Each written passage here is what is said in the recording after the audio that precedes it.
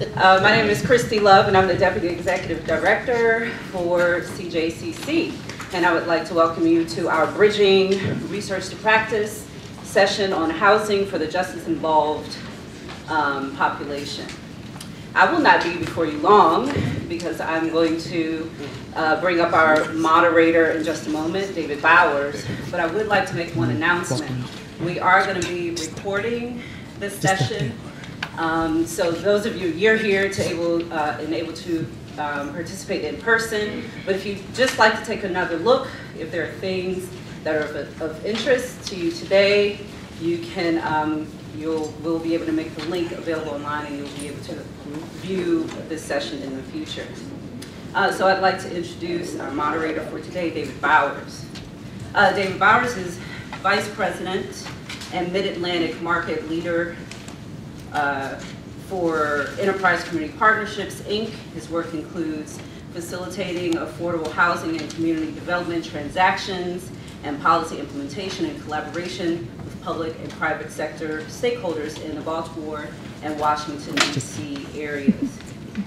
His office provides access to financing, capacity building, and technical assistance to local providers.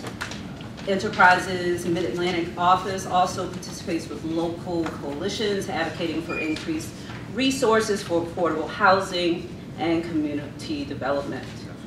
Since David joined Enterprise in 2004, the organization has invested more than $750 million in capital to support affordable housing efforts in the Mid-Atlantic region, preserving or producing more than 10,000 homes.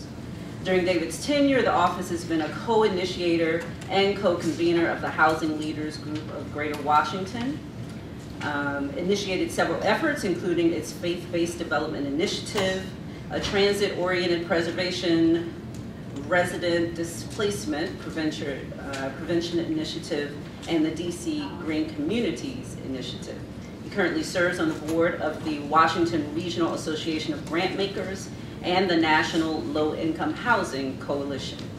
David is an ordained minister who previously served on the staffs of the Community of Hope, AME Church in Hillcrest Heights, Maryland, and the Amistad St. Paul United Church of Christ in Atlanta, Maryland. He earned his Bachelor of Arts from the University of Virginia and his Master of Divinity from Howard University. He is the co-founder of the all-volunteer No Murders DC, MNDC movement. Launched in December 2000, the movement's mission is to end murder in Washington, D.C. And now I would like to introduce David Bowers. Thank you so much. Good morning, everybody. It's good to be here. Really appreciate Director Mnom, who we go way back, inviting me to be here today. It's a real honor to be here with the CJCC with this important event, with this critical conversation, and to be here with you all. We're going to jump right into it. We do have, the way that we'll flow this morning, we'll have our panelists who've been asked to each take 5 minutes to say a word about their organization and where they fit into the housing landscape for our target population that we're really focusing on this morning. After each of them, and for our panelists so that they will know, those who are on camera as well as those who are here in the room, you'll get a kind of a 4-minute warning, which means you've got about a minute and a half left. And then if you see me do one of those stand up, as they do in the pulpit sometime, that means come on, let's bring it on home. So that'll be the sign. You'll get kind of a 1-minute sign. You'll get, and then about a minute and a half later, I'll kind of start to give you the look. And if I stand up, that means we're going to keep the trains moving. All right. So that's how we'll do, and we'll let them really kick off. But after that, what we'll do is I'll have a couple of questions for each of our panelists that I'll do, and then we should have a good chunk of time after that where we will open up the floor to questions as well from the room with the audience. So we look forward to doing that. The bios, I do believe you all have bios for each of our panelists who are here today.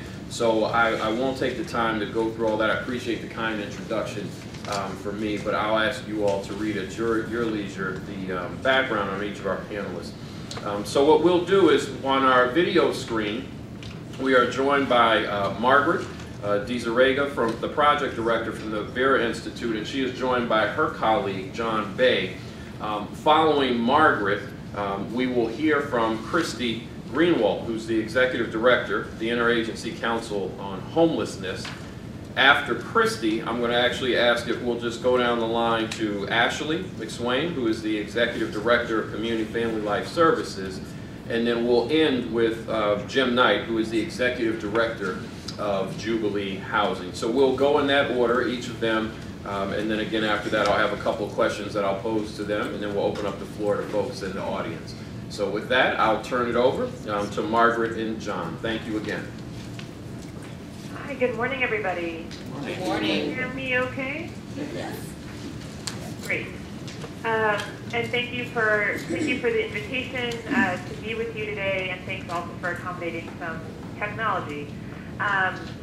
So John and I work for the Vera Institute of Justice, and my thought with my 5 minutes was just to give a very brief overview of what we're doing at Vera, give you a sense of our specific work with public housing authorities to expand access for people with conviction histories to return to live in public housing, and then to mention briefly a new national initiative we've launched on the topic. So for those of you who may not be as familiar with the Vera Institute of Justice, we are headquartered in New York, we have offices in DC and in a couple of other cities, but we work nationally to improve the systems that people rely on for justice. Within our Center on Sentencing and Corrections, where John and I are based, we have had the opportunity to work on a number of different reentry issues, and certainly, as you all know, access to housing is really a critical one. A little over 4 years ago, we started working with the New York City Housing Authority to develop a family reentry program. And you know, one of the things that's interesting about working with public housing authorities is that they have a lot of local discretion over their policies when you're thinking about admissions and evictions and other procedures. There are two types of convictions that HUD requires that housing authorities exclude, but everything else is discretionary, which really gives us a really tremendous opportunity to work with sort of change-oriented housing authorities to re-examine their policies and approach. So in New York City, the interest of the housing authority here has been to develop this family reentry program. The pilot launched over 4 years ago, and I'm happy to say it's continued past the pilot phase and is now a regular part of the housing authority operations. And the idea with this program was to acknowledge that people were coming back into public housing to live with their families, given what we know about the benefits that family support provides to people's successful reentry, and similarly, the reciprocal relationship that people returning to the household, they're providing support to their parents and family members and children in the household as well. So the program is for people who've been out of prison or jail 3 years or less, who want to live with families who's already in public housing. So, arguably we're making better use of an existing housing resource. Folks are attached to services from one of the reentry service providing organizations here in New York City. And for 2 years, they have what's called temporary permission status, which is similar to guest status in other housing authorities. So they're not yet fully on the lease, but also any income they have does not affect the family's rent calculation. So I think for the family and the housing authority, that's a benefit for that 2-year period. At the end of the 2 years, and I should say the 6 months, the case management requirement is only the first 6 months. So at the end of the 2 years, if the participant wants and the family wants, the family can apply to add the participant to the lease. And then they become like any other housing, any other family in the housing authority. The participant would have succession rights to that apartment now that they're on the lease. Any income they have would affect the rent calculation at that time. And we've seen tremendous success. I will say the take-up rate has been a little slower than we anticipated. And maybe in the Q&A we can get into some of the reasons why. But we have 117 people in the program at this point. Over a dozen have completed the 2 years and have been added to the lease. And 4 people out of that 117 have been convicted of a new charge during that time. So given that we're talking about people, most of whom are coming straight from prison back into public housing, I think we can all feel pretty good about those 4 convictions. Certainly, we hope there were none, but being realistic, I think that's a pretty good success rate. So that's one approach to change, are these family reentry programs, and we're seeing them replicated in some other housing authorities around the country. A different approach to change is the work that we did with the Housing Authority of New Orleans. In New Orleans, they wanted to revamp their admissions policies to be much more clear about the types of convictions that they were concerned about and the time frame that they were concerned about. Many housing authority policies don't have a lot of specificity. It just says things like denial because of, violent crime and other things that could threaten the health and safety of residents and staff. So as an individual applicant, it would be really hard to know if my conviction would prohibit me or not. So the Housing Authority of New Orleans wanted to have a different approach. We created a screening grid with them to make it all more clear. And very importantly, they decided instead of denying people whose convictions were sort of concern or were very recent or they had been recently released from incarceration, they would invite those people to come in and provide sort of the mitigating circumstances, mitigating evidence to suggest to the housing authority why this person is not a risk. So, have the person come in and talk about any employment history they have now or while they were incarcerated, education, family and social support, and those sorts of things. And so the process has been implemented, and we're seeing some success there in New Orleans as well. And so what we wanted to do is take the lessons from New York and New Orleans, these different approaches to change, and invite other housing authorities to work with us, to get technical assistance from us. So we launched an initiative this spring called Open Doors, and we've selected 6 different housing authorities across the country who we're working with to help them implement one of those 2 types of changes, and then some are interested in yet other types of change. So that's sort of the focus of our work around housing and people involved in the justice system and their families. And I see the moderator has stood, so I'll take that as a subtle cue, but I look forward to further discussion. Margaret, thank you so much. Really appreciate it. We'll go to Christie next. Thank you. Great, thank you. Thank you all for having me. My name is Christie Greenwalt. I serve as the director of the city's Interagency Council on Homelessness. That's out of the mayor's office. So I serve as an advisor to the mayor and oversee the city's efforts at reforming its homeless services system. The Interagency Council on Homelessness has been around for over a decade. It was created by statute in our local Homeless Services Reform Act, but has not ever been staffed until a position was created, and I was brought on board a few years ago. So as folks can probably imagine, an interagency council that just gets together and meets the statutory requirement every 4 times a year, the ICH wasn't really driving a lot of activity within the homeless services system, I think, until it became formally staffed. And so one of the first things that we were charged with doing is really coming up with a strategic plan for the homeless services system. At the time, homelessness was skyrocketing in the city and was on a steady upward trend. Obviously, everyone in this room knows that affordable housing is a serious crisis in this community. And so we really needed a systems approach. We have a right to shelter in the district. We are one of 3 jurisdictions in the country that offers a legal right to shelter. So on one hand, we're guaranteeing access to shelter while we have this extreme affordable housing crisis. So you can imagine the pressure that's put on the shelter system.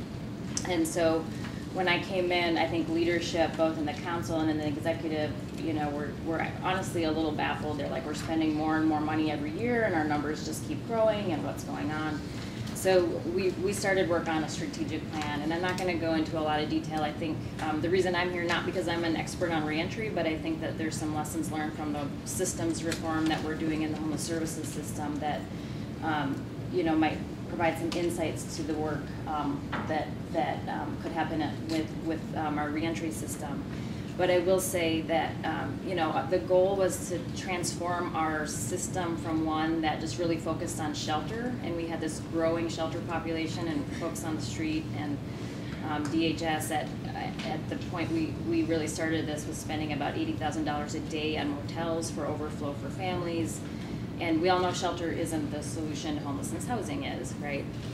So, you know, our vision was to transform this sort of ailing homeless services system that's spending millions just to manage homelessness into an effective crisis response system that's preventing housing loss whenever we can, making sure that people have a safe place to be if we can't prevent housing loss, and then working to return people to housing as quickly as possible. Now, we're just a couple years into that reform, but the Homer DC plan which was released in 2015, it's a very data-driven strategy that looks at exactly what we need to do to right-size our system and what resources we're gonna need, and provides a common vision for where we're going and how all of our different partners fit into that. It's led to about, over the last 3 budget cycles, $65 million in recurring dollars just for the homeless services system reform. That's in addition to the investments that are being made by the mayor around affordable housing and the Affordable Housing Trust Fund. So those are some significant commitments that are really helping us drive reform. In the first full year since our implementation, we've seen 11% decrease in homelessness across the city. So we've reversed, so we not only sort of stopped the upward trajectory, but we're starting to see the decline. So like I said, I'm not going to go into a lot of detail about the plan and some of the lessons learned in our first couple years of implementation. I'll wait till we get into a discussion, but I do think that there's really some, I think, key lessons learned about how the community has really come together around this vision and has been working to really implement this plan and the commitment to using data to drive our progress. Thank you, Kristy. Ashley? Hi, I'm Ashley McSwain. I'm the Executive Director for Community Family Life Services. And the work of CFLS is really to target and highlight the needs of women who are returning home from a period of incarceration. And so we offer 17 units of family housing, 35 SRO units, and our goal is to create a continuum of supports. And so we actually meet the women while they're still in custody. We actually work inside of the jail every single week. We travel to Hazleton and Philadelphia that house DC women every other month to ensure that they have a plan so that when they come back, they can hit the ground running. We offer employment supports, we deliver food, we distribute food, we offer clothing, parenting supports, not only through a 12-week program, but through one-on-one case management, as many of our clients are reuniting with their children and have to learn new behaviors. We provide mentorship, we offer a diaper program, we do medical case management, we offer HIV testing. You know, we are ensuring that there is a continuum of support so that the women can figure out how to navigate this system, which can be extremely cumbersome when you're coming home from prison or jail. And so that's really the core of the work that we do. Jim. Thank you. Jim? It's fun. My name is Jim Knight. I work with Jubilee Housing. We're a 44-year-old nonprofit that's located in Adams, Morgan, and Columbia Heights, primarily a little bit of Mount Pleasant. A little bit of our reason for being in the reentry housing space is because of Ashley. So nice to follow you here in this moment. So Jubilee provides what we refer to as justice housing, and that justice housing for us has 3 key components. The first is that it is available for those who need it most. So it is affordable at the deepest levels of affordability, and it is tailored for people who have barriers in their lives to overcome that get in the way of housing. It is also housing that is attached to, I love that word, it comes with support. It comes with access to programs and services that help people grow and reach goals. The third component is that it is located in neighborhoods that have resources. So there is a good functioning school, and we sometimes are challenged by that, but a good functioning school, and there are grocery stores, and there's public transportation, and there all the retail opportunities that a family would need to take care of themselves. So all of the same opportunities that any of us in the room would want or need to come with that housing.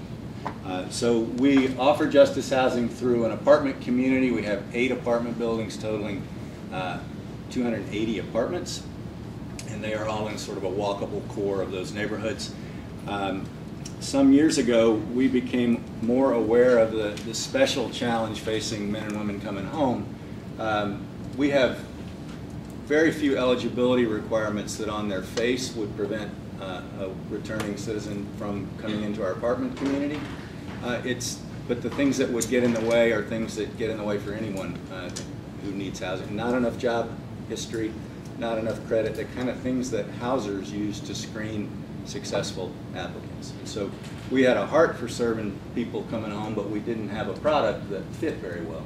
And so we decided to create one. And so right now we operate, it's too small, it's not enough of it, but we operate 2 facilities, one for men, one for women, serving up to 10 of each at a time. It is a supportive housing program, Housing Plus services. It is transitional in nature, an ideal timeline of about a year. It comes with a really rich staff support team. Our Vice President of Programming, Sylvia Stokes, is in the room. Good to see you, Sylvia. She has a team of 5 or 6 full-time people who are working to support this community of up to 20 people at a time. A lot of focus on overcoming the things that are in the way, and often for this community, there's a history of substance abuse, there may be some mental health challenge that's involved, absence of consistent work because of the things that have been going on. So it's really focused to building a foundation first, a person rebuilding their own personal network of support, gaining employment where that's possible, and preparing to have the things that get in the way now, to have a secure rental history, to have a secure employment history, to have someone who can give a really positive and glowing recommendation to a houser because we know that man or that woman, we've worked with them for a year. That has been in place now for about 6 years, and we thought originally that men and women who came through that 1-year program would then move into our own long-term apartment community housing, and of course, as Kristy said, there is an affordable housing crisis in this city, and we never have openings in our own housing. So we are seeing far too many cases of a man or woman regaining stability, employment, reconnecting with network, with family, starting to get it together. The time with us is running out. Where do you go? And we'll talk a little bit more about why that's hard as we go further. That's great. Thank you, Jim. And as they call that in the industry, a segue, because the 2 questions that we had for our panelists, Jim actually started to touch on them. And so to our panelists, there were 2 questions. We gave them a heads up that we were going to ask them. One, from your point of view, what are the major barriers to housing for returning citizens? So spend a little time talking about the barriers. And then the second question connected to that is what can be done to help remove those barriers, and what can also be done to help increase the supply of affordable housing. So Jim, you started to touch on some of that when you talked about things like issues like credit, substance abuse, job histories, and issues like that, and you talked about helping to rebuild that network. So I'm going to actually ask you to hit that question last, since you started on it, let you think some more about it. Margaret, I'm going to go to you and John on our video screen and ask if you all would take a swing at both of those questions. From your point of view, what are the major barriers to housing for returning citizens? And then what are some things that can be done, should be done to remove those barriers for this population? And connected to that also, what can be done to help increase the supply of affordable housing for this population? So we'll start with Margaret and John, and then if we can, come back down the line again, allow our panelists to each take a swing at both of those questions. Margaret and John? So yeah, I mean, Jim, alluded to, he started talking about some of the challenges that people who are coming out of a little bit louder face when they access housing. So there's like lack of affordable housing. Hey, John, we're going to ask you if you could speak up just a little. We turned the speaker up here, but it's a little. If you're a little low, if you don't mind speaking up just a little bit. Sure. Can you hear me now? It's a little better. Thank you. Okay. So, for people coming out of the justice system, there's the lack of employment history, the lack of credit history, as potential tenants or potential applicants for housing may need when, applying for housing. specific to public housing, and I think Margaret alluded to this a little bit, there are policies that may prohibit people who are coming out of prison or jail from returning to their families or applying to public housing on their own. They would have to wait X number of years based on a specific crime before they can apply or join the families lease.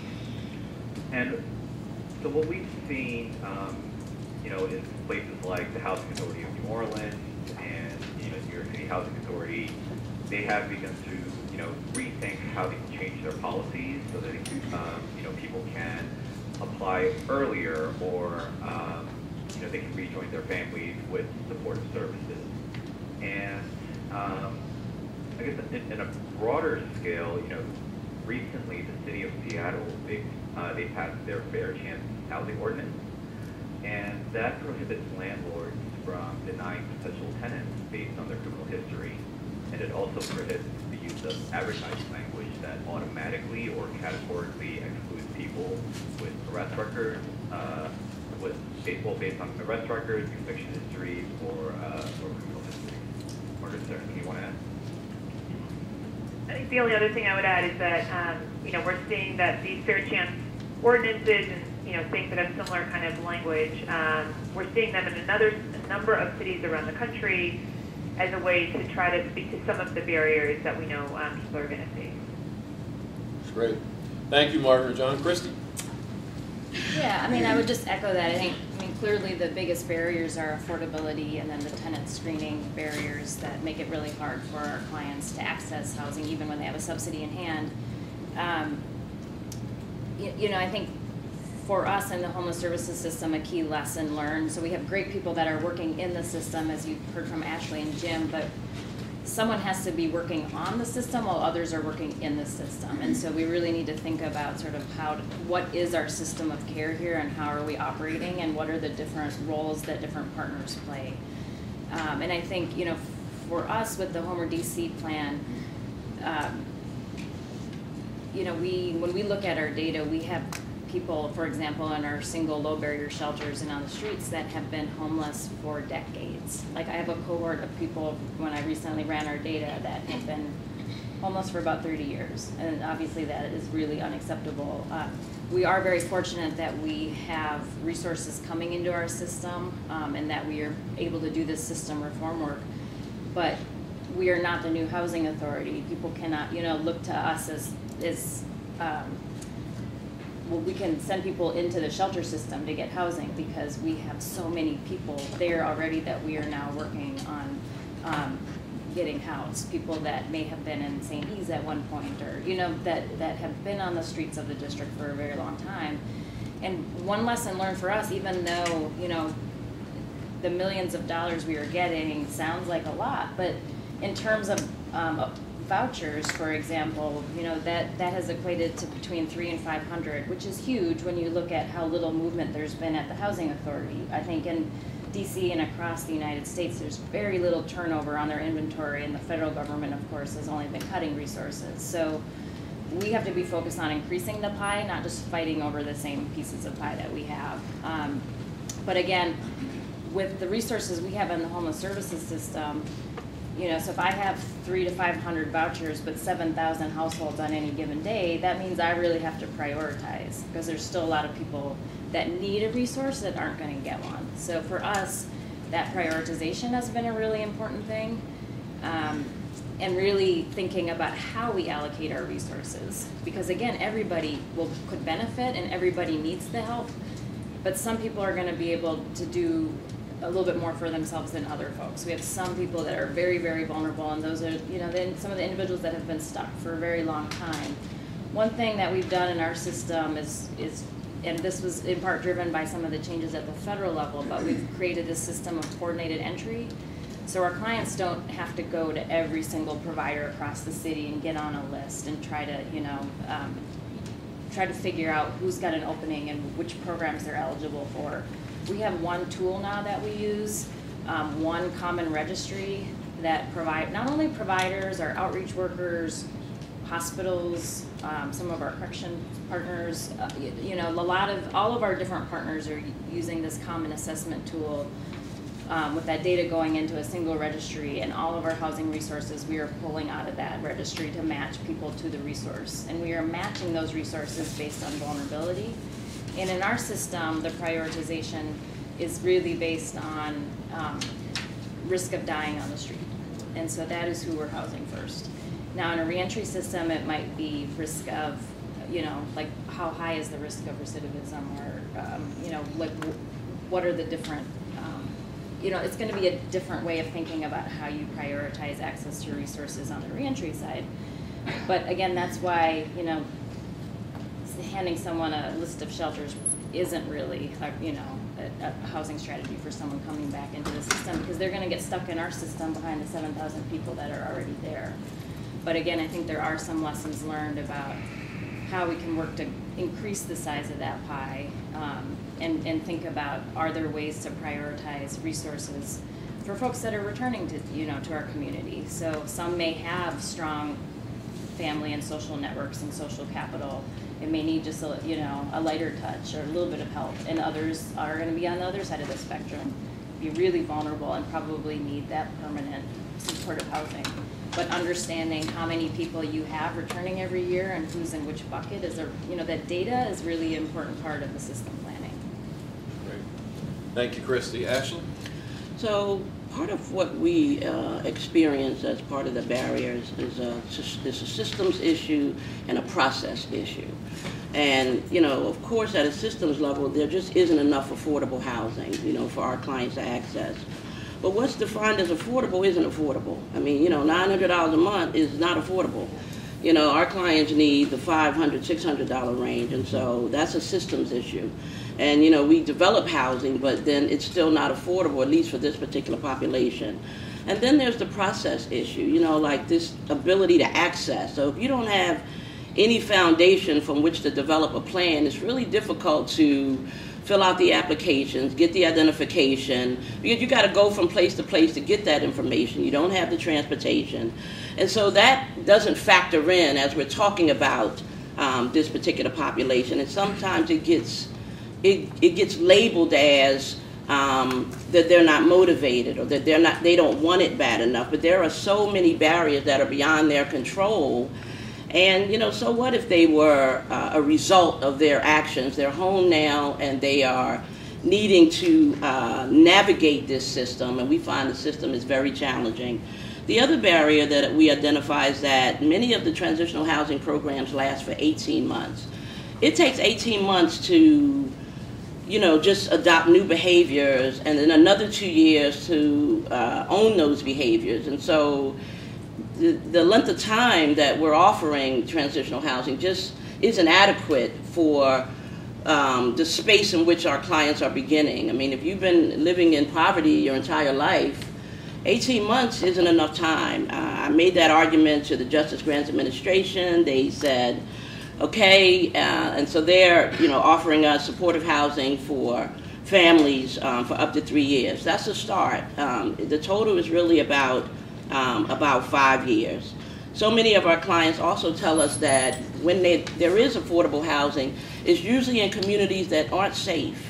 These are the communities that they were victimized in. These are the communities that they use drugs in. These are the communities that they witness violence. And so, they're afraid. They're afraid to go to where some of the affordable housing is that isn't really affordable.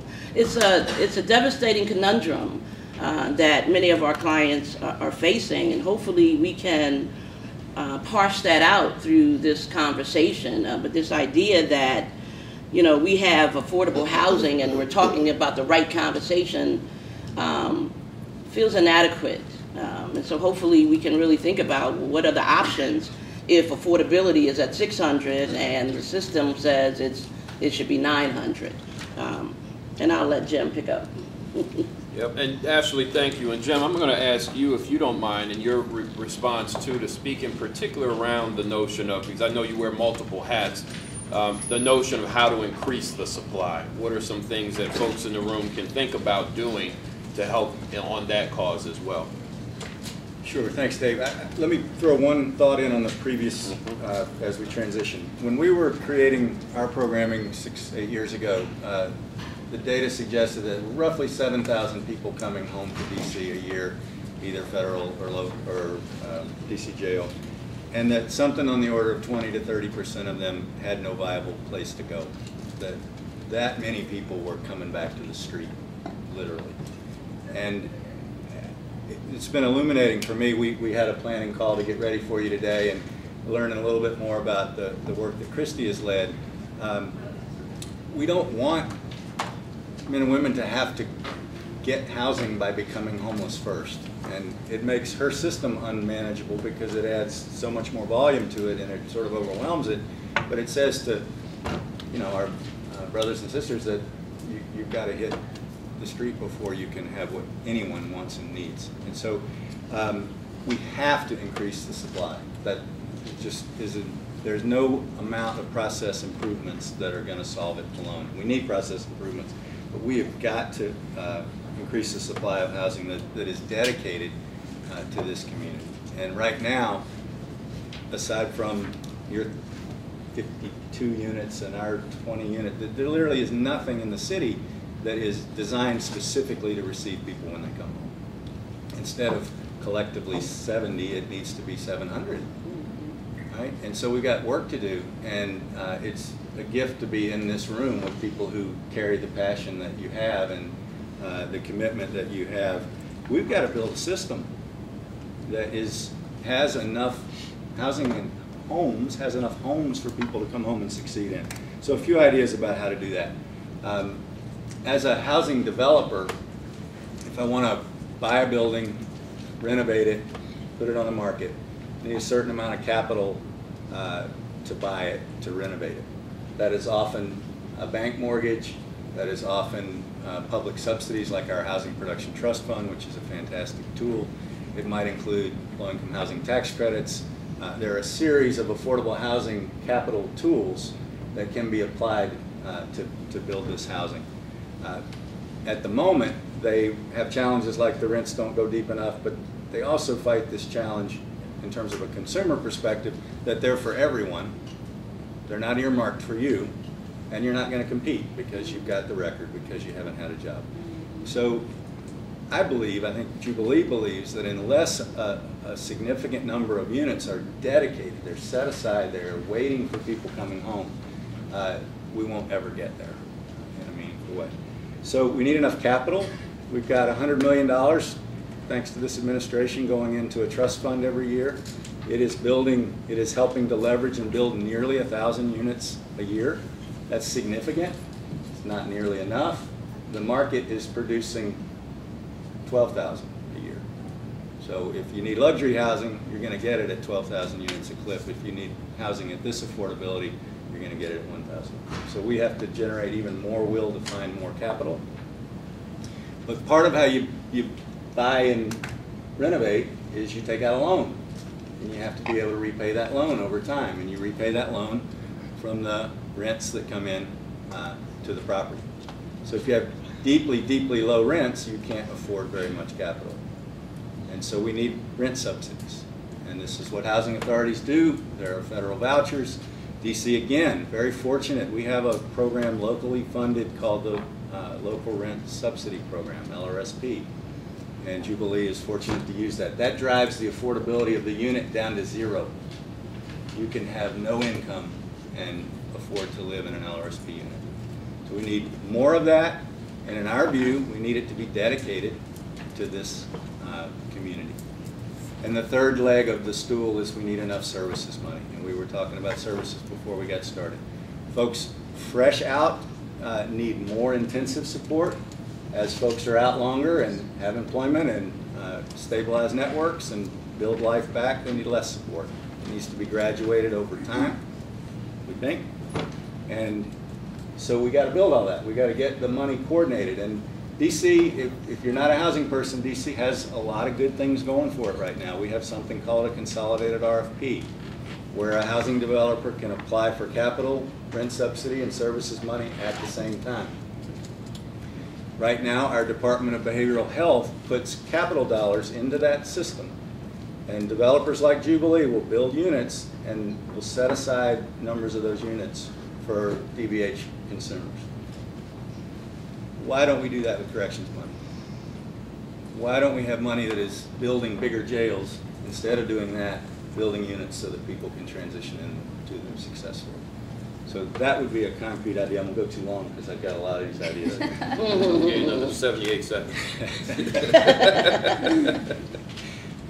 And the services money, you mentioned Justice Grants Administration, but for that funding, we would have no dedicated services funding for this community. So we're desperately grateful for it, but we need more of it. Our city needs more of it. We need to attract more funders who care about this community, foundations and otherwise.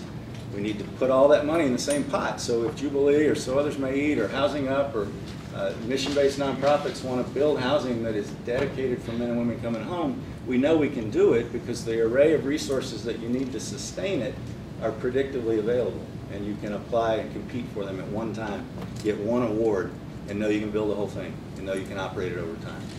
That's why it doesn't happen. You got to go on faith. You got to say, okay, well, we got a little bit of this, and we got a little bit of that. We're going to build it and hope the rest of it comes. I'm here to tell you, it usually doesn't that way. Jim, do you think incentivizing landlords to rent to this population would be also an opportunity? Absolutely.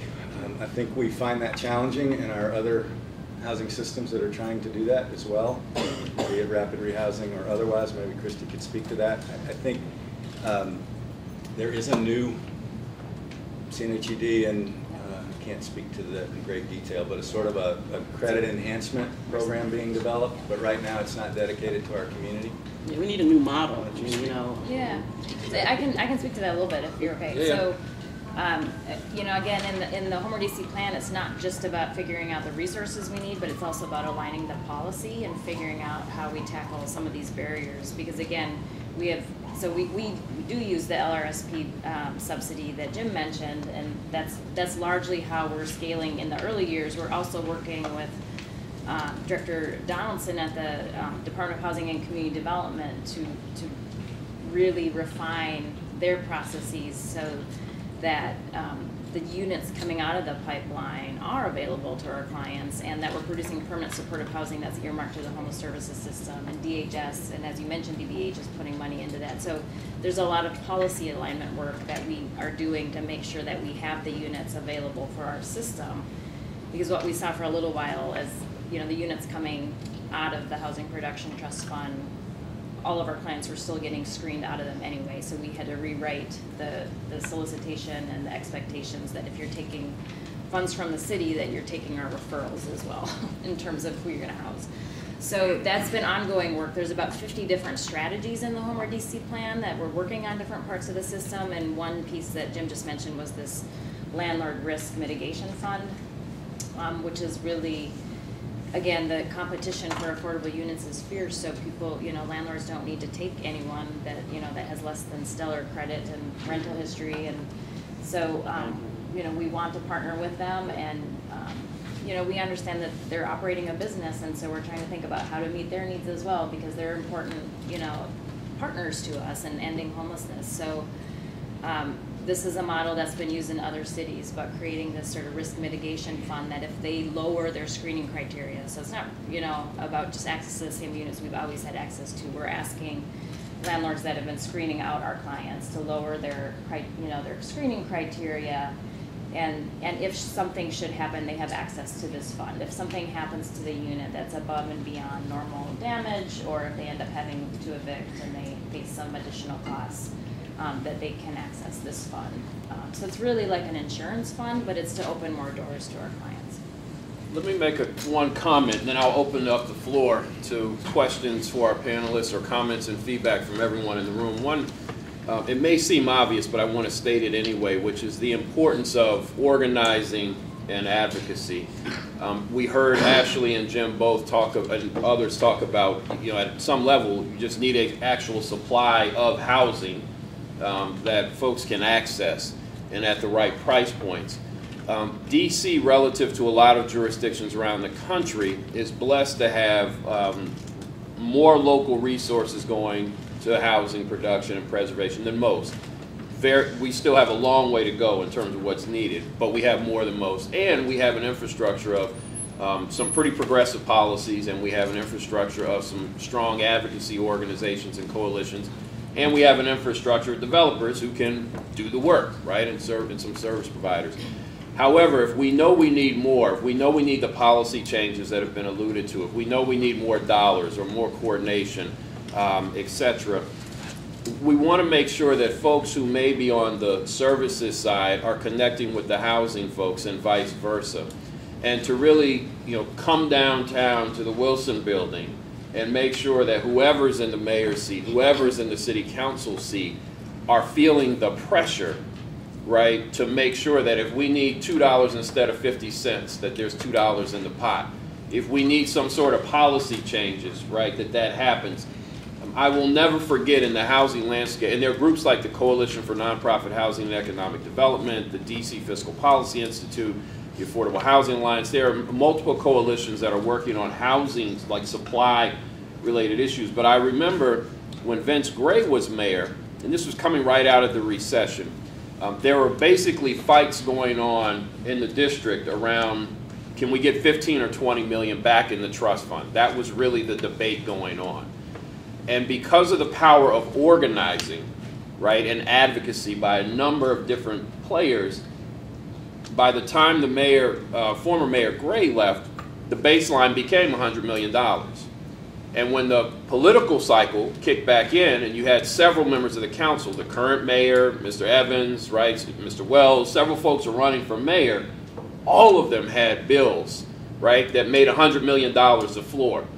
So the whole conversation shifted from 20 million to 100 million because of the power of advocacy, because when there was a one city forum that was held, the room was packed, and people raised their hand, pushed a button, and said affordable housing is our #1 issue.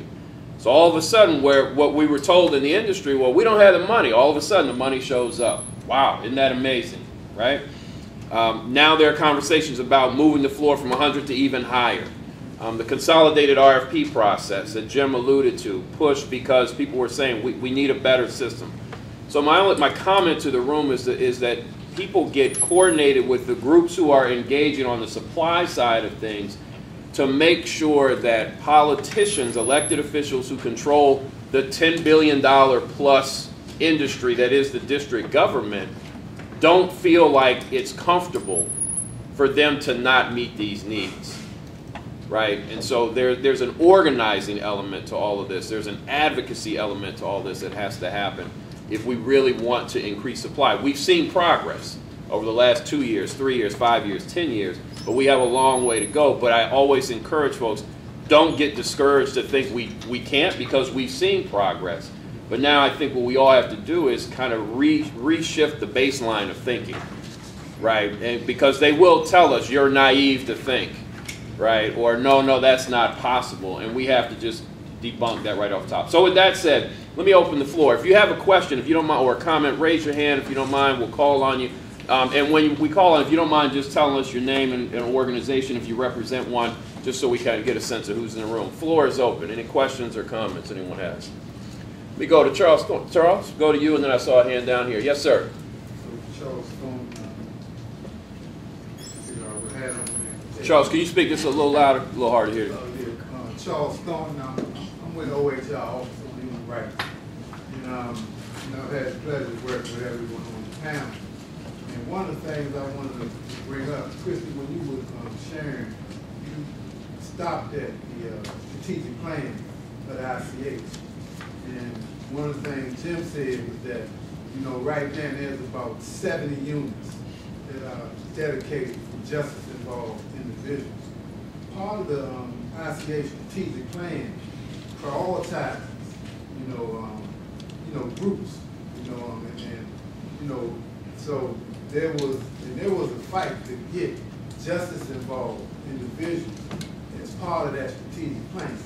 All right, now what I do recall that LGBTQ youth, men, single men, and there were programs put in place through the ICH to address those specific populations. Justice involved has not become part of that strategic plan. I don't know if it'll be redone, and but I do think that we need to really start there to get returning citizens on the ICH radar. Well, I'd actually like to push back on that a little bit, because my point was that we don't want people to have to come home and go into the shelter system, and I think Jim said that as well, to get the help they need. Now, we know a lot of folks do end up in our system, and they are, the populations that we generally look at are families, single adults, and youth, right? Because the programming is a little bit different for those three subcategories. But other than that, the plan does not break out, and that was an intentional decision not to do, like, well, what percentage are, you know, women facing domestic violence, or, you know, what I'm saying is, to the extent that people are in our system, and certainly we have, you know, some of the folks that I think have not been served for so long have been stuck in the shelter system because they probably do have a criminal history and have had a, you know, a host of other health conditions, and so they are being served like everyone else, but we need to shift upstream. And so I think my point was that we probably need a similar plan in the city around returning citizens that really looks at how do we engage them and catch them much sooner. So we know when folks are coming back. My question would be, you know, like, and I'm sure we have very rich data to understand, you know, to learn more about how might we think about targeting a little bit, you know, like I said, thinking about who has those rich connections and might just need a little bit of support, who might need some transitional support, but won't need indefinite support. And then there's probably a group that's really vulnerable and will need long-term support. But using your data to think about how we are building out a system that can more efficiently and effectively transition people back, not pushing everyone into the homeless services system, which I don't view as effective. I do think that there are a lot of lessons learned, because again, otherwise we're just fighting over the same pie. We need to be looking, as David said, on growing that pie, because the $100 million a year in the trust fund, or the money that's going to Homeward DC is helpful, but this is our strategic plan is a 5-year plan. I think building the affordable units we need is more like a 15 to 20-year plan. We're in such a deep hole, and every city across America is. But that was my sort of lesson learned or observation, is I think that there's a lot of planning work because the issues, the policy alignment, the partners, the stakeholders, they're all slightly different. So I don't think it works just to sort of shove it into the ICH. There's some clear pieces of overlap that we should be working on together. But I mean, I hope that we would be able to use our data on this side of the system to really think about what we need. And that advocacy piece, I will say, is really important. And for the Homeward DC plan, it was outside stakeholders that really, at the time of the Mayor Bowser coming in, it was really an outside push that said, we need this, we need a strategic plan, we need to invest in this. And a lot of it was the data showing the cost of not doing something, which is greater than the cost of doing something. But delivering that to decision makers and those that control the city's purse strings in a way that helps them understand not only like, oh, we're making some bad policy choices here, but also what is it actually going to take? Because I know one thing they said to me was, we had all these different advocacy groups coming and speaking in different voices and saying we need this, or the different subpopulations kind of battling with one another. We need money over here and we need money over there, and they said we didn't know what to do, and now we have this plan and people are kind of speaking in one voice, and they were like, that made it easier for us just to say, well, Homeward DC, this is what we're doing this year. Chris, so what I'm saying is that justice involved individuals have not benefited from that. I don't think that's true. We've housed But, and I'm not definitely going to get to a thing with you about this. What I'm specifically saying, and I do know that as part of that plan, there were some identified groups, LGBTQ, youth, right, and that. The subpopulations, like I said, right. Families, singles, and youth. So all I'm saying is that justice involved individuals being one of those identified groups will be a stop in the right direction. Not to fight over where the pot who's going to get that piece of the pie, but just to get this population, these men and women that are returning from incarceration, on that radar. You know what I mean? Well, yeah, and like I said, to the extent that they're in our system, they are you know, they certainly have access to the resources like everyone else, but are they prioritized above other subpopulations? The answer is no. Again, we have our prioritization criteria, which is really looking at vulnerability on a number of risk factors, and part of that is length of time homeless, chronic health conditions. How do we become part of that vulnerable population? So let me jump in here. Thank you all. Appreciate it. Let me jump in. I saw another hand down here, and before, did I see a hand down here on this? Yes, sir. And right before you go, let me just excuse myself. I'm going to hand the gavel, if you would, over to Ellen. Unfortunately, I have to make an event in Baltimore, but want to commend all of you all for the work you all are doing. Sir, if you can identify yourself, and Ellen, I'll turn it over to you. Sure. David Merriman, CJCC. My question kind of touches on how you all define success in the criminal justice system, where we have high flow. So, 15 years ago in DC, we had incredible flow in the criminal justice system. We often talk then about recidivism. How do you change rearrest? How do you change reconviction? How do you change reincarceration? How do you lower that? So those are generally the criminal justice system at the most macro level definition of success. If we can lower those numbers, we have succeeded. How do you all define success? If you could share some of those numbers, I mean, is it people who are ending up on market rate, housing, getting out of the system? What is success defined for you guys, and what are your numbers? Because not necessarily your agency, but we just don't know. A lot of folks in this room are criminal justice people, not housing people. Right. And if you don't mind, I'll take a stab. First stab. Our program is 6 years old, and we have been able to track how many people have gone back into the system, and it is 3% since we've started, 1% this calendar year. At the gross level of recidivism, housing and support works, right? It helps people on the path. At the other qualitative levels of success, where we want to see men and women reunify family when that's part of their path, have their own long-term apartment with no program requirements associated with it, sort of longer range kind of independence that most of us seek for ourselves. One, we don't have great data right now. We don't have the data. We're figuring out how to track people over a longer period of time. We have a better sense of where they are when they leave us, where they go once they leave, whether they have sobriety established, whether they have employment established, how much money they've saved. Some of those basics we can speak to. But we've got a little bit of a gap ourselves between this sort of what is recidivism rate and what is the rest of quality of life. But I don't know, Sylvia, if you want to speak more specifically to that. But within a year or so, we will be able to say more about what 6 years has done. Yeah, and I think that it probably be less than that in a year, but we have seen that, people do leave, and I can't give you the numbers, but obviously there are some folks that are employed. They're never employed at a level where they're ever going to be able to find housing. So the unfortunate thing is often people going back into their homes with family members or their couch surfing because of the fact that there just isn't enough to go around. And the other part of that I was thinking is even in the employment realm, getting the wage up to a point that people are actually being able to live at a wage that, go and work 40 hours a week, and they're able to sustain themselves. So there are those two things, I think, that they're certainly not separate, they're actually combined, and I don't know that there's enough that we look at that as a whole. So talk to developers as well as employers, in order for this to happen, this is what we need to do. One of the things we struggle with is a traditional definition of success. I mean, this population is starting so far below and behind.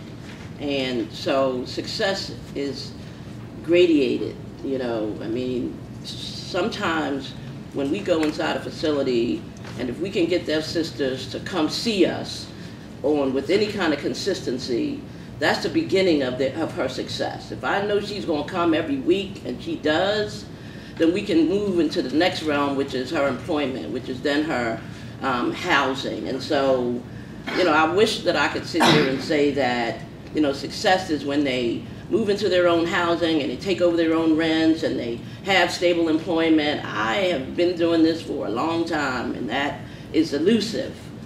So, we've had to define success based on the capacity and the potential of the clients that we're serving.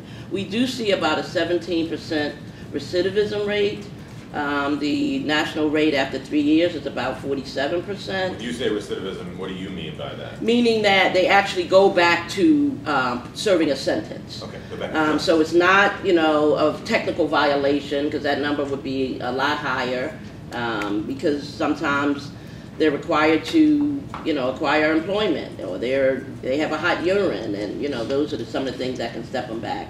But a new offense is what we're defining as recidivism. And 17% is just where we are. Sometimes success is acquiring custody of their children. And so again, you know, it's gradated depending on the circumstances of that particular individual. And so, you know, I don't have a broad brush for you in terms of success. We know that women are more successful when we reach out to them while they're still in custody and there is a transition where there are available supports. And for women who don't have that, we do find that they're in crisis more frequently, and they have less employability. They don't get their children back. So success definitely starts when they have the supports and wraparound services. I think Margaret was getting ready to tell us something on this on the national front. Well, thanks, Ellen. So I think just one other thing I wanted to mention, because I saw from the initial invitation that a lot of people from CJCC were invited to today's forum. So I think one of the things that's also been really important for the success of the program in New York City is that we've had very close partnerships with parole at the state level, with city corrections and probation, as well as some of our juvenile facilities, given the age of jurisdiction that we've had in New York. And so, you know, one just anecdote that comes to mind is, and you know, this is a barrier really to housing that didn't come up earlier, but certainly we know people leaving correctional settings need to have their home plans approved by community supervision. And there are instances where people have applied to be part of the family reentry program as housing authority here, and parole initially said, you know, that's not a safe place for that person to return. Perhaps, you know, that person might be vulnerable to being victimized, or they might be returning to the development where a gang activity was going on that they had been involved with. And there was one instance where somebody had sort of met that criteria, and he actually said, you know, for me and my mom, who I want to live with, it would not be safe for us if I come back to that development. And parole certainly agreed with that. And so the housing authority worked with that family to transfer mom to a different development prior to his release, because he started his application while he was still in prison. And parole approved that, the next address. And so he was able to come back out from prison, return to mom. Parole was comfortable with that situation. You know, he felt safer, mom felt safer, and he's continued to do well in the program. So I think that's, you know, I failed to mention that earlier, but the partnership with law enforcement has been really critical to the development of the policies in New Orleans and to the program in New York and its ongoing operations. Can I just say, add, one of the things that the Justice Grants brought to our attention several years ago was, you know, that there were so many individuals that were releasing that weren't under supervision, and those are the most vulnerable, and those are the ones that have the most challenges. And so while we find that those that are involved with CJCC, they have a starting point. You know, they have someone who is setting some expectations, but there are quite a few that are releasing that, you know, that don't have that kind of support, and that's where community providers do come and step in. Great. I'm Marty Mallett, Jubilee Housing. I don't know, is anyone here from the Housing Authority? I'd be curious to know what, you know, just thinking of what our New York people are saying and how our local housing authority is addressing some of these issues that are being raised at a national level. I think Charles I'm not has with some the housing thoughts. authority, but I can speak to that. Some of the programs that Vera was talking about are actually in place in the district right now.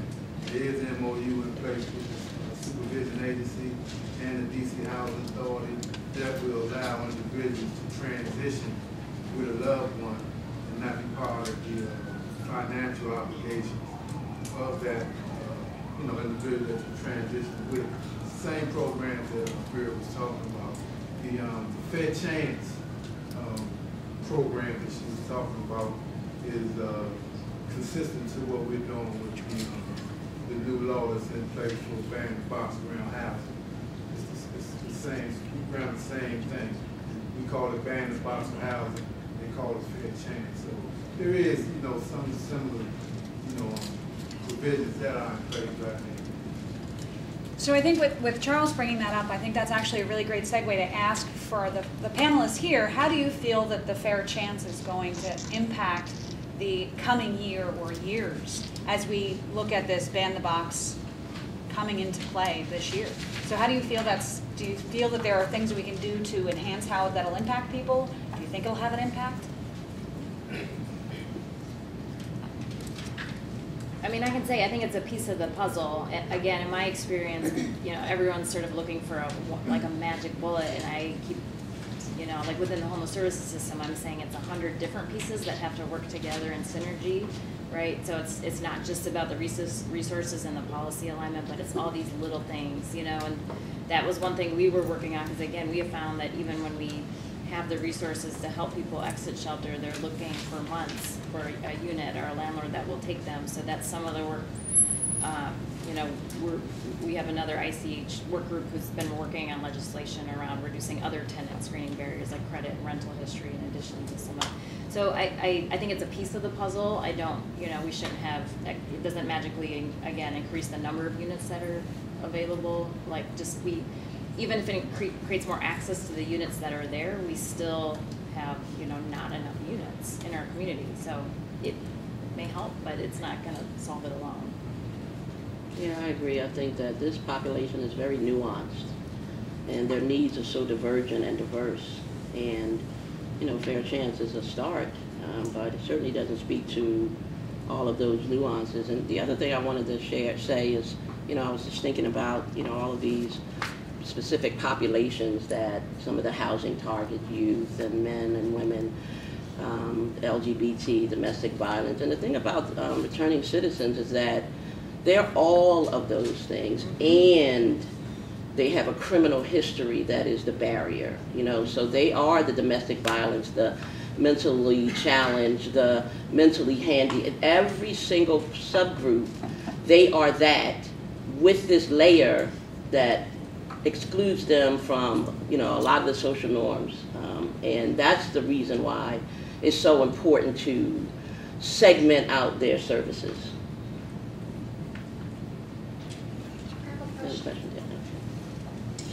Yes, definitely. Hi, my name is Carrie. I'm a partner of behavioral health. So I know that there's a philosophy within the, if we want to call it the field of reentry planning, where reentry planning starts from intake, right? Like you plan for the moment someone is exiting the system, from the moment that they enter into confinement. And so what I'm curious about is, particularly for Jubilee and Community Life Services, you mentioned how some of your demographics, some of the people you work with, they do better because that contact started while they were still incarcerated. So my question to you is, do you all, how frequently and how early in the process do you engage with your population while they're still in the system? Do you go in a team approach? Is it collaborative in nature? Like, are you bringing in folks from the behavioral health system to make sure that they can be tied to getting those services? Are you going in with a team perhaps linked to DHS so that they can get tied to their Social Security benefits? Because I'm assuming the vast majority of them are entering back into the public indigent. So that's what I want to know a little bit more about. How are you building a team approach towards reentry, including housing and all other services? Because the feeding from housing can come from different departments to help move the process forward. So we go into the facilities every single week, and the idea that we're going in with them isn't real, but we've worked very closely with the Department of Behavioral Health. We work very closely with CSOSA. We work very closely with the mental health teams, and so we bring back some of the need to those various departments, but we get a roster whenever we go in every single week. And so sometimes they just got there that day, or sometimes they just got there that week. So we're starting almost immediately working in partnership with the other supports. And I find that when we're able to talk to these other providers and they own that this human being is someone that they're going to support, then they're responsive, and that, but when they see it as just another number, then they're not as responsive. And so, you know, our goal and role is to humanize every single client, and we find that we get a better response that way. And so we do work with all those organizations. I'm going to give our response to Sylvia in a second, but to say one thing on top of it, the challenge from our perspective to sustain our basic services financially is so challenging that to expand into more coordination takes more personnel. It is really hard to sustain the basics, much less to grow the pie. But Sylvia, we are going in, so why don't you talk about that a little bit? So, my first question is, as Marty asked about the Housing Authority with Bureau of Prisons, because I do think that your question makes perfect sense.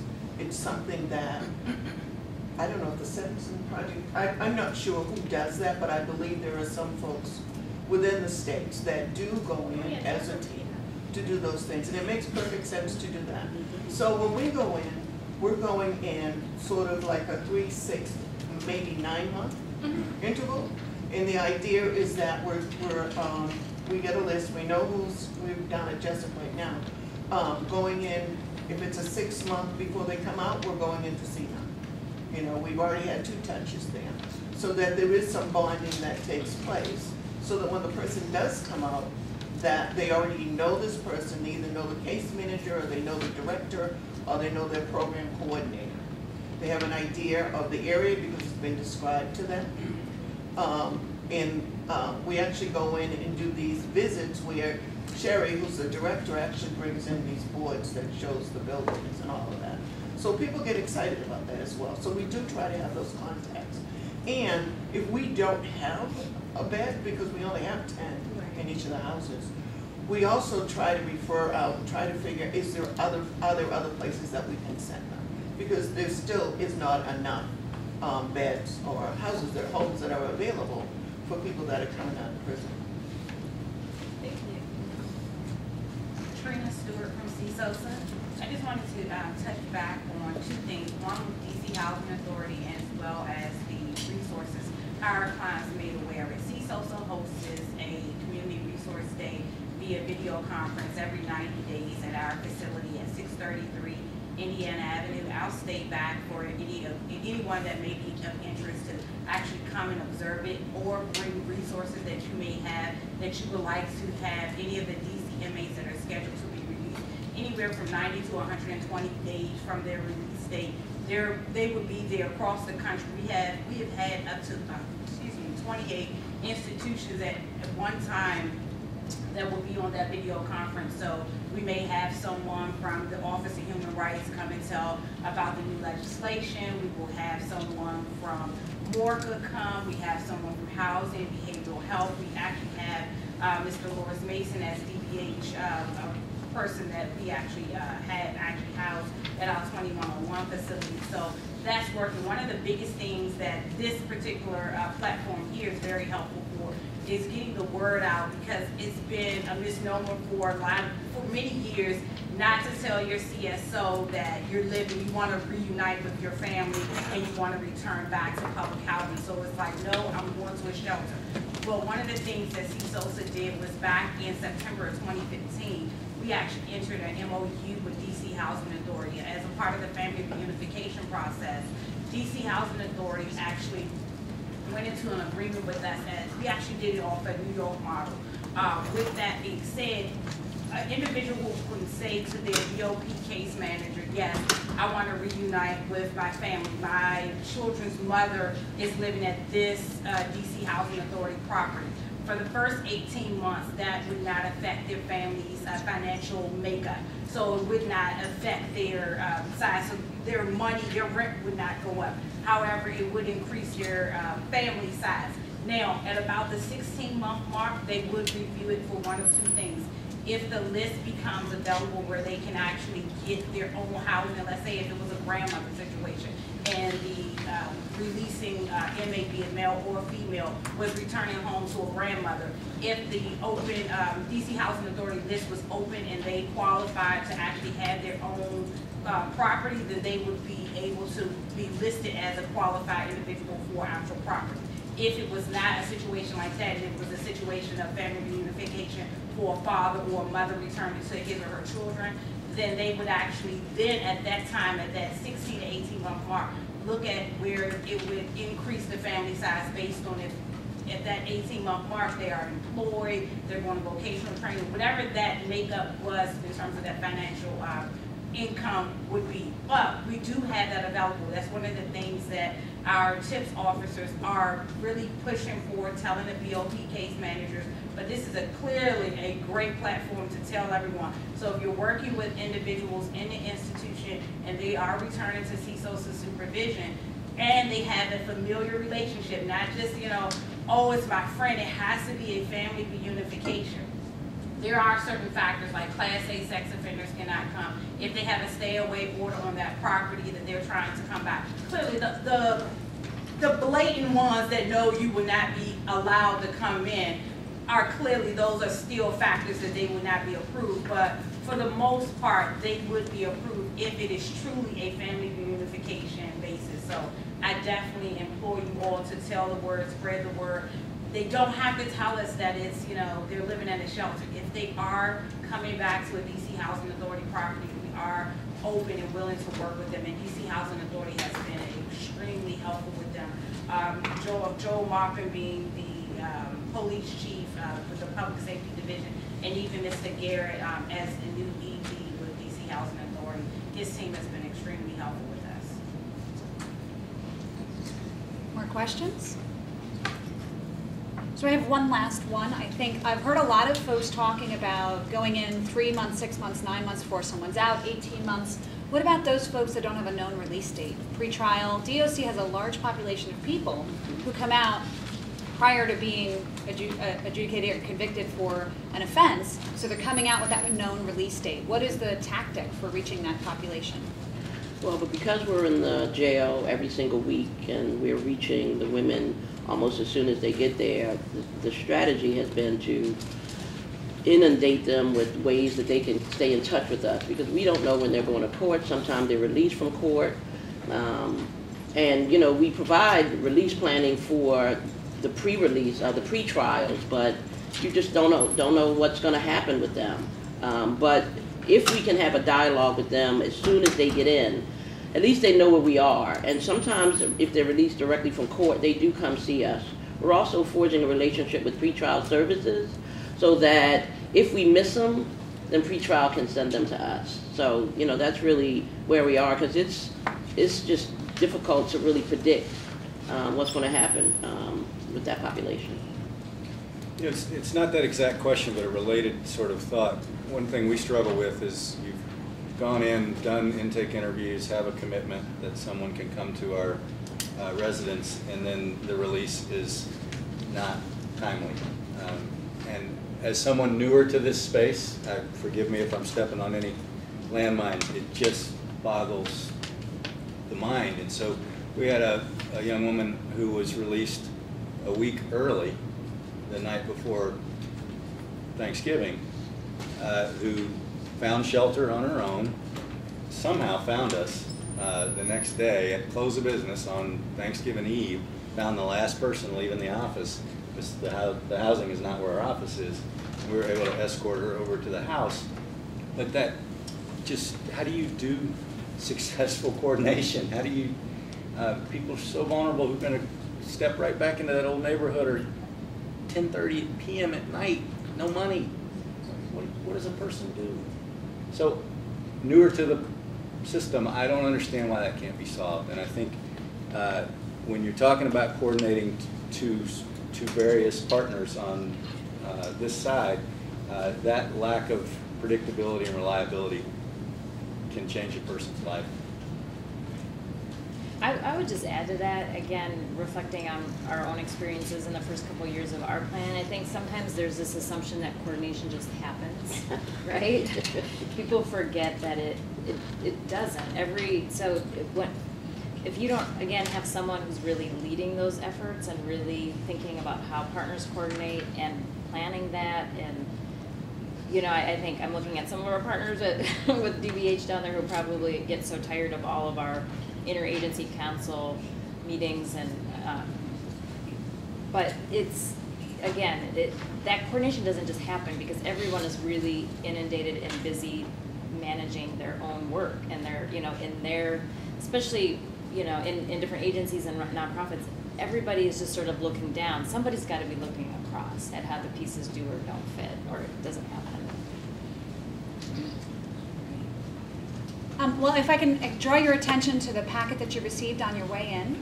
You have a couple of things there. The first is the bios for your speakers today, so that if you have further questions, I'm happy to put you in touch with people. I'm Ellen. I'm the one who emailed you that invitation in the first place. Many of you don't know me, or maybe you've met me in passing. I'm the statistician with the Criminal Justice Coordinating Council.